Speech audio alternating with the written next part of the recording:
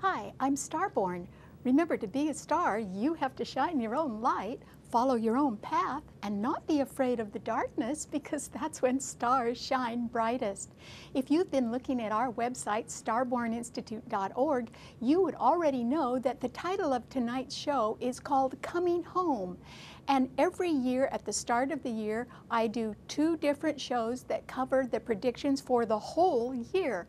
Tonight's show will cover the 2013 predictions by month. So we will go from January until December, covering all of the new moons and the eclipses that occur in 2013. And the reason why it's called Coming Home is because 2 unusual things are happening in 2013. The first one is that there are not very many planets actually changing signs this year, certainly not the slower ones. In fact, there's only one planet that changes this year, and it is Jupiter, which on June 26th goes into Cancer, the sign of the home and the ruler of America's chart and of Canada's as well. So that's why there can be an emphasis on coming home. However, there are 4 other major planets that are staying exactly where they are this year. So not everything in your life is going to change this year. In fact, you won't be able to get out of some things. So there's going to be a sort of a slow going somewhere in your life, and that is because Saturn is going to stay in Scorpio, Pluto is going to stay in Capricorn, Neptune will stay in Pisces, and Uranus will stay in Aries. And so that is what we're facing this year. The second thing that is somewhat unusual this year is that we are having a rare triple eclipse, and that will begin by the end of April and then go on into the summer. A triple eclipse occurs when there are 3 eclipses, and each one of them is exactly 2 weeks apart. During years when there are triple eclipses, there is immense social unrest and change. So we have that to look forward to this year. And as things change around us and can be very upsetting, and certainly within the world, and perhaps maybe within America, there can be a continued emphasis on coming home to what our real values are, or to treasuring our family members and our homes even more. That's why the emphasis is on coming home. So the first half of the year, while Jupiter is in Gemini, we will be able to reposition ourselves, because Gemini does rule change, and it can represent smooth change and easy transition. So that is well accentuated in the first half of the year. So I hope you're willing to make some changes that can even represent a downsizing of one sort or another, because maybe downsizing is going to be a little more affordable this year. In the second half of the year, there's not so much change going on, but there is more of a settling down. And in fact, this year, there can be a few turning points that can affect all of us. The month of March will be a turning point. The month of September could be as well. And we end the year by being very serious. We're not only settling down, we have decided on what our core values are, and we are completely dedicated and serious about them so that we can make sound judgments by the end of the year. All right, what does this mean in the month of January?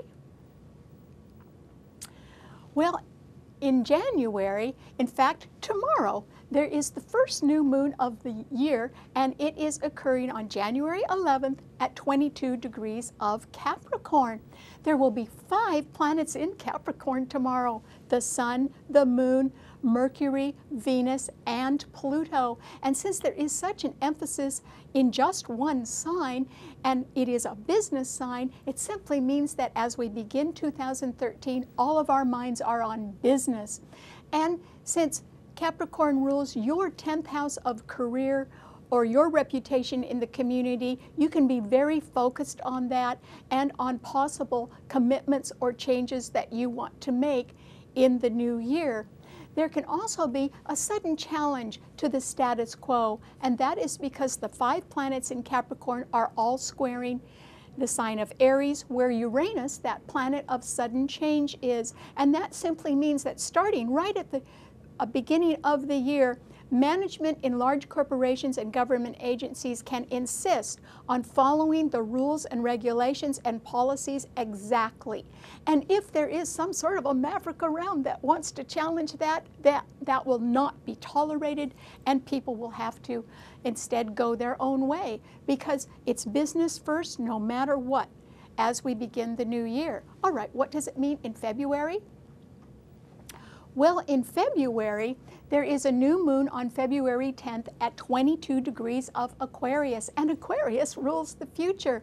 It is an illuminating new moon, and the reason why is there are 4 planets in air signs, and the air signs are all creative and expressive. The Sun, the Moon, and Venus are in Aquarius, and all 3 of those planets are trining Jupiter in Gemini, and Jupiter is direct. And so that can mean it's a wonderful time for you to think about making a transition or a change. Or when you've got some good ideas, perhaps you should go ahead and promote them, because Gemini rules advertising, buying and selling. It rules renting. It rules any kind of communication that involves short projects or even short trips or short forms of education. And so if you want to make a new change for your future, now is the time when you could go ahead and express yourself or communicate with other people, and you would be well advised to try to attempt some sort of transition or smooth change at that time, because you could find people that would be in agreement with that, and that could rather favorably affect your future. What does it mean in March? Well, March is a time when there can be a turning point. And what I think March represents is a soft landing. And the reason why is that on March 10th, or March 11th, there is a new moon at 21 degrees of Pisces. Pisces is the traditional ruler of the 12th house of hidden enemies and self-undoing and dreams, but it also rules escape. And that kind of escape can be when you're kidding yourself about things, so the escape can be through alcoholism or drug addiction or sexual promiscuity. The reason why I think it can represent a soft landing and a turning point is because there are so many planets in Pisces. And that is because there are 6 there: the Sun, the Moon, and Mercury, Pluto, Venus, and Mars are all in Pisces by the beginning of March. And those 6 planets in Pisces are all trining a 7th planet in a water sign, Saturn in Scorpio. And that's why I think there can be a soft landing, because Saturn can be a supportive planet to all the ones that are in Pisces. And because there's going to be so much light in Pisces, you certainly are going to be able to see who your enemies are. You'll even be able to see what you're doing to yourself that can be holding you back. And you can be deciding at that time whether you're going to go ahead and make some changes in your life, because perhaps you can see that you're not getting anywhere with some of your activities. So that would be a good time for you to get a full look at what you're doing to yourself or what someone else is trying to do to you. And that is when you can decide, oh, maybe I'd better do something about that. This is also a time when I think somebody can sort of relent, because Pisces rules charity, and it rules dreams, and it rules miracles. So there is a possibility in March that a miracle could happen.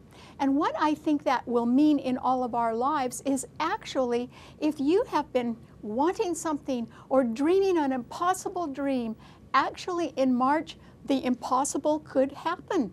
And that's because those 6 planets in Pisces have that support from Saturn in Scorpio.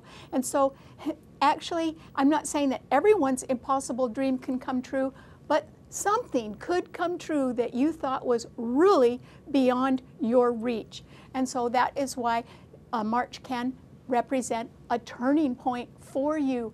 And the fact that someone relents means that perhaps you can get help with something, whereas before someone could have been saying no and stopping you. Maybe by March they'll change their minds and relent in some way. And that's why I think we can have a somewhat soft landing during that month, when there can be a great deal of compassion and understanding, and a miracle could still happen.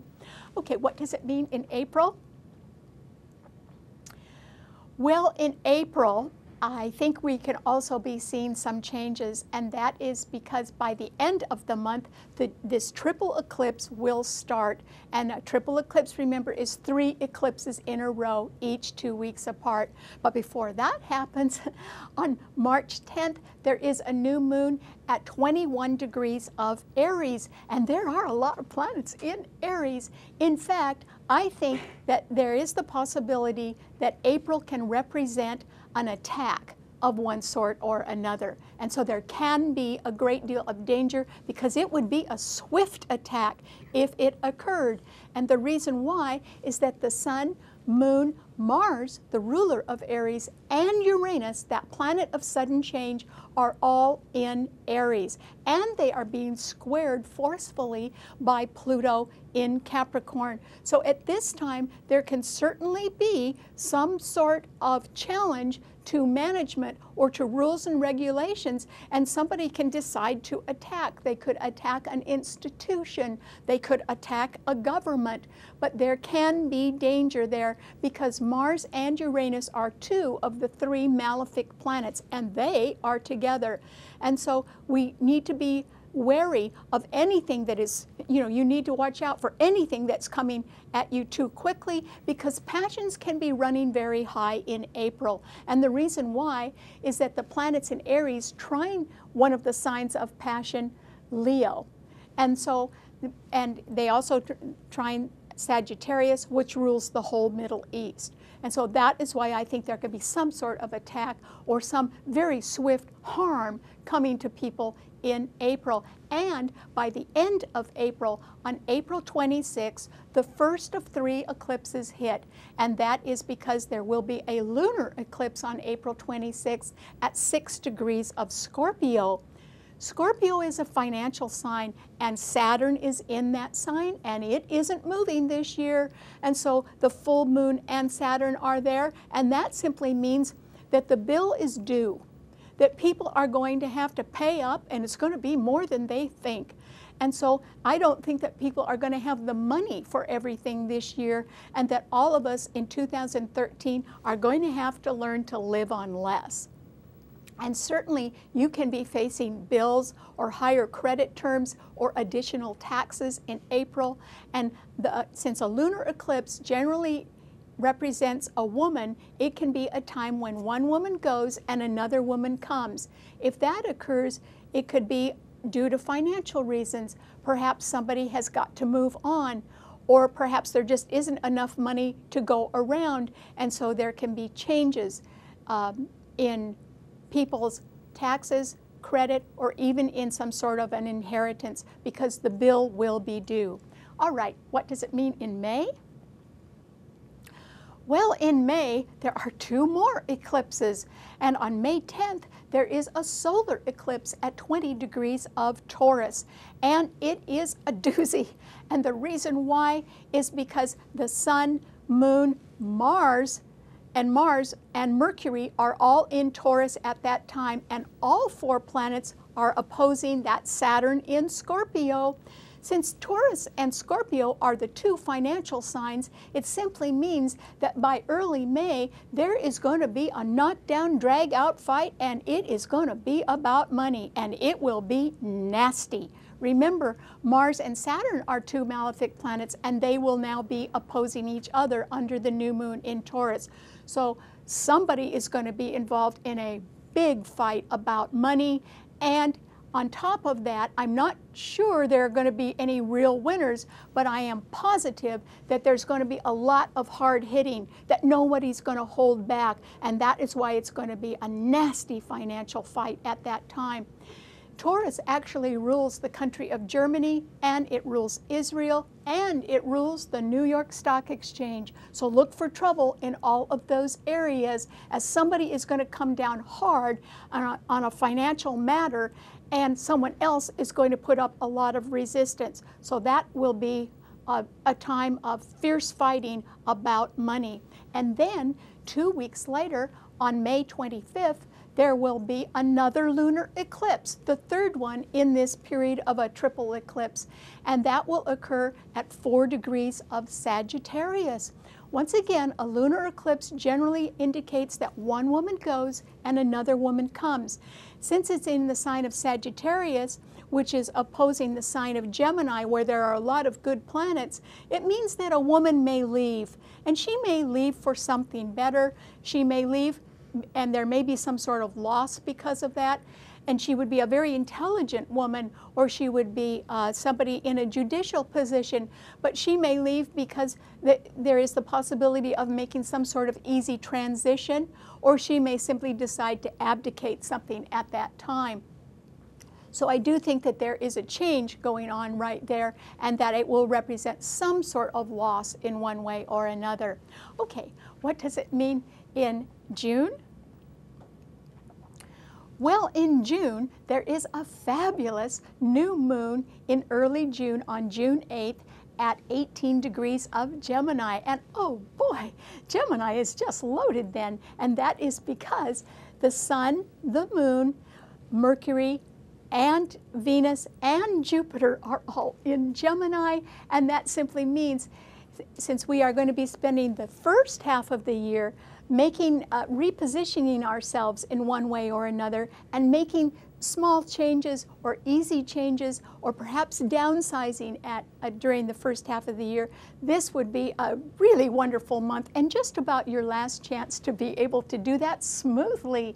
So look forward to something that can be ending in June. And the reason it can be ending is because you're moving on, because there's something better awaiting you in one way or another, and it could involve a family matter, because Jupiter is coming up to the end of Gemini. And so this is a wonderful time to be creative, expressive, and to make a move that can be a little easier on you. Something in your life, if you want to make it a little easier on yourself, June is a perfect time to do that. Because on June 26th, the only major planet that changes signs this year is Jupiter, and it will move into Cancer at that time. And so that too, since Cancer rules the traditional fourth house of home and last half of life, Cancer also rules endings. And so this can be a time near the end of June when there is an ending to something, but there can also be a celebration about that, because there are so many wonderful planets in Gemini at that time. But the fact that Jupiter goes into Cancer on June 26 is a signal that we are leaving this time of repositioning ourselves or making small changes or easy transitions, and we are entering a time when we are coming much more home to ourselves. And the reason why is that Cancer rules the home. It rules women. It rules our families. It rules residential real estate. It rules the whole grocery business and agriculture and mining as well. And it rules unions and Congress. So I think that there's going to be a lot of people that are busy this year trying to just sort of cover their bases and to take care of their families. And that is what we can be doing. We can be settling down much more in the second half of the year after Jupiter goes into Cancer. Okay, what does it mean in July? Well, in July, on July 8th, there is a new moon at 16 degrees of Cancer. It's very close to the United States sun, which is at 13 degrees of Cancer. This is a time in July when I think that the nation licks its wounds, that there could be something that we need to be doing in July that means we need to recover from something, or we just simply need to take better care of ourselves, our family members, and American citizens, or our country in one way or another. So I think that the nation licks its wounds in July, and I also think that this is a time when we can begin some slow healing process, that we can begin to forgive and forget. And that is because there are 6 planets in the water signs under this fabulous new moon in Cancer in July. And there are 4 planets in Cancer, but they are involved in a grand trine of water signs that lasts for a whole year. We're really going to be in touch with our feelings and understand our feelings a whole lot better than we have in the past.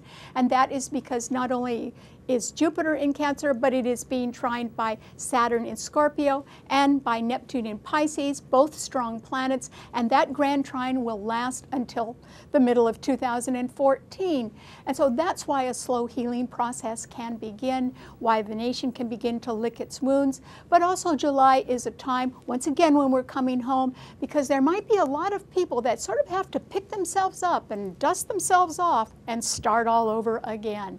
So that's what you have to look forward to. All right, what does it mean in August?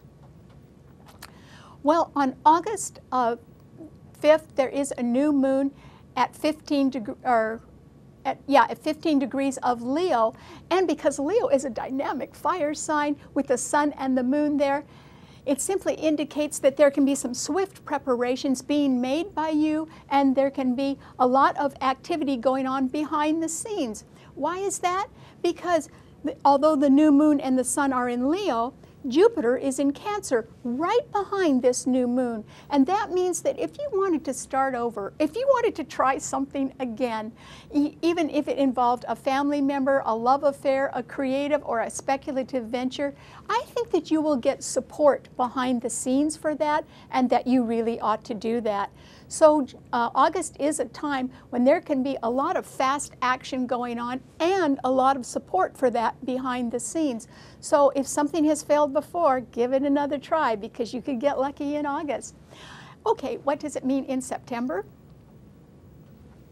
Well, in September, things change. And we have to be very, very careful, because on September 5th, there is a new moon at 13 degrees of Virgo. And that means that the sun, the moon, and Mercury, Virgo's own ruler, are all in that sign, and they're being trined by Pluto in Capricorn.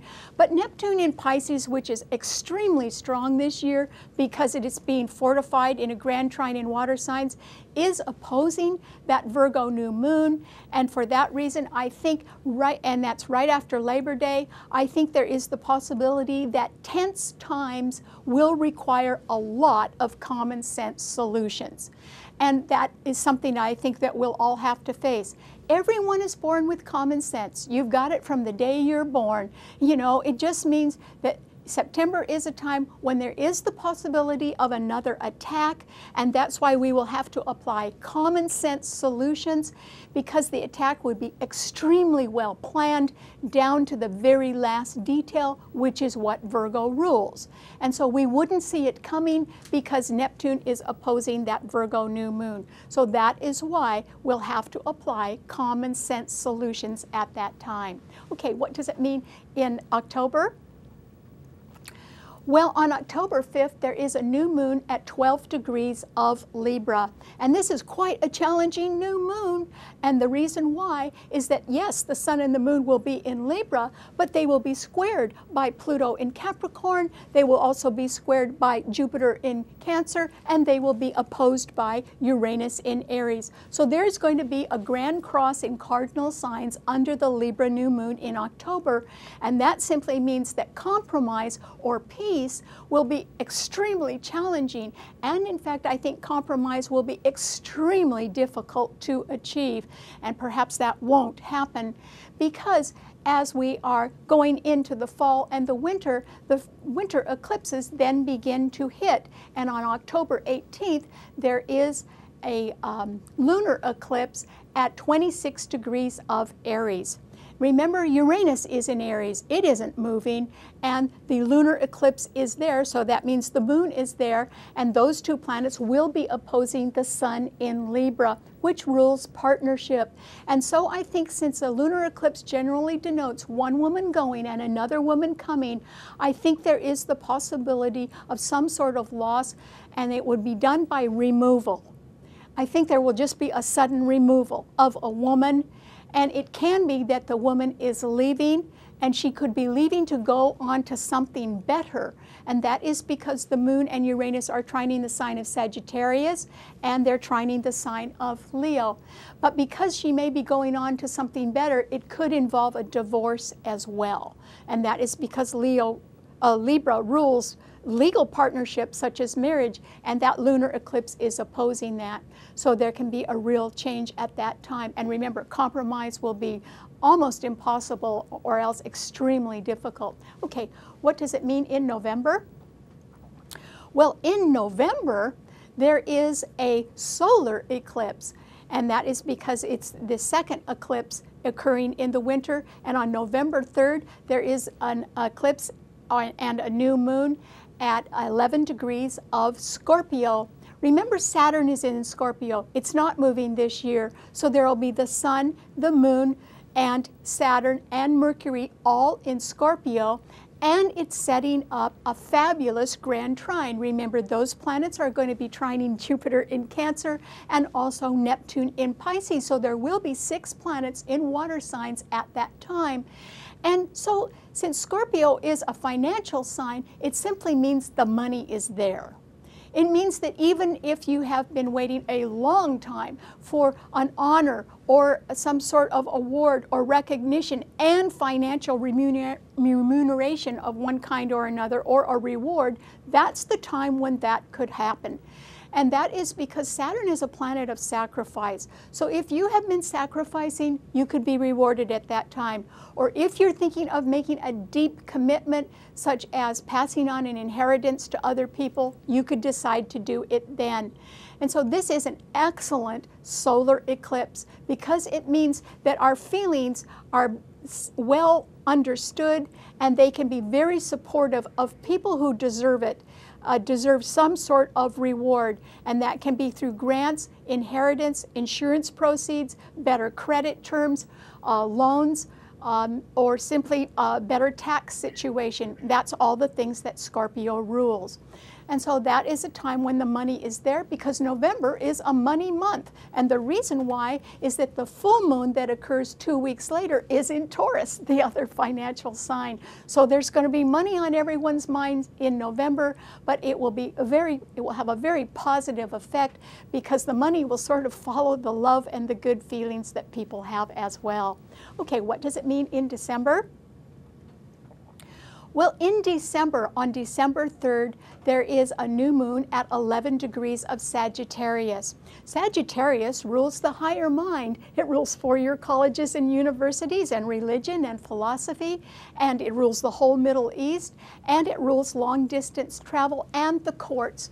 So because there are good planets in Sagittarius, the Sun, Moon, and Venus, and they are trining Uranus in Aries, it simply means that by the end of the year, we are really coming home to ourselves, to values that are extremely important to us. And so by December, people can be making very sound decisions and displaying good judgment about their values, and that is how we end the year, with some really solid decisions that are based on doing the right thing or doing something for the right reasons.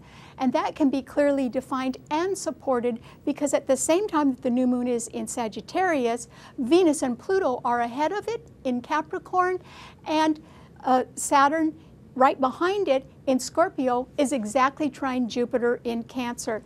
So we do end the year on a very serious note, but a positive one where we are making good judgments. And I think that that can be important for all of us. Anyway, I hope that this clarifies what it means to be coming home in 2013, because that will be what we will be doing. The first half will be repositioning, the first half of the year will be repositioning, and the second half will be settling down. So I look forward to telling you next week about what 2013 means to all 12 of the sun signs. And remember, you can see the show at any time on our website, starborninstitute.org. Bye.